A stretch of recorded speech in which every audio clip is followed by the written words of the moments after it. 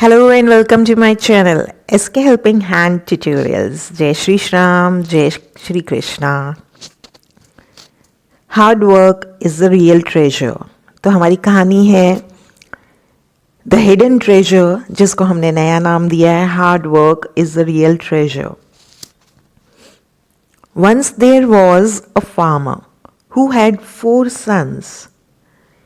एक बार एक किसान था जिसके 4 बेटे थे. The sons were very lazy and did not like to work.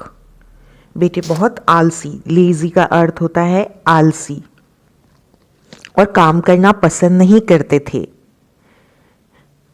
The farmer advised them to work hard every day.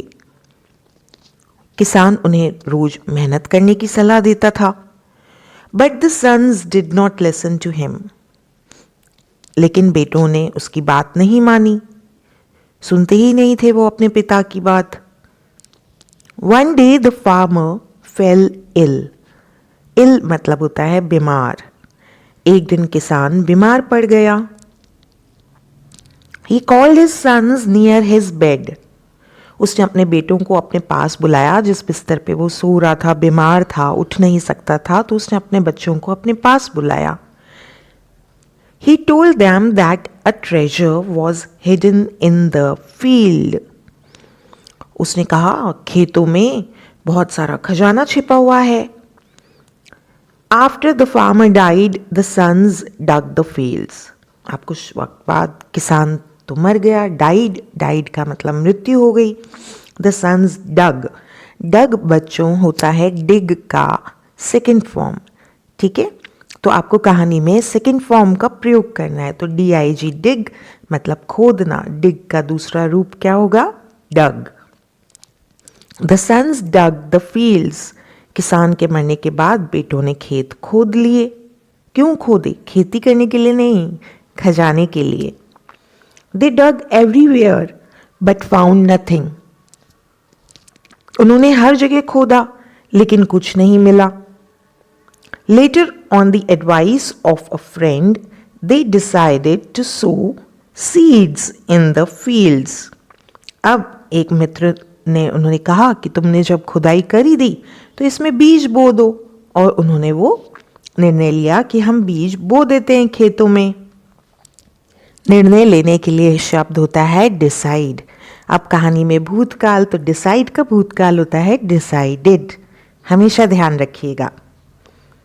Soon a good crop grew in the fields. और जल्द ही खेतों में अच्छी फसल उग गई. क्रॉप होती है फसल. फसल, crop. The son sold the crop and became rich. अब बच्चों ने क्या किया? फसल बेच दी. तो बेचने को कहा जाता है सेल. SELL. और कहानी में कौन सा रूप प्रयोग करना है क्रिया का? दूसरा रूप. तो सेल का दूसरा रूप होता है सोल्ड. SOLD. बेटों ने फसल बेच दी और अमीर बन गए. Became rich. They understood the value of hard work.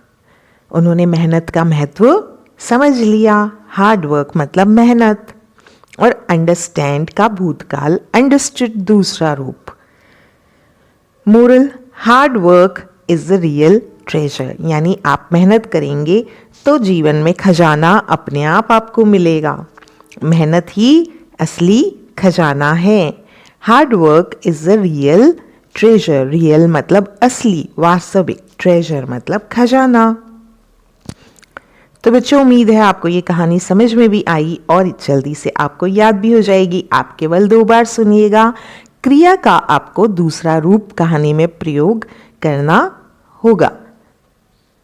और कौन सी कहानी आपको चाहिए जल्दी ही बताइएगा. कमेंट जरूर कीजिएगा. Do like, do share. Thank you.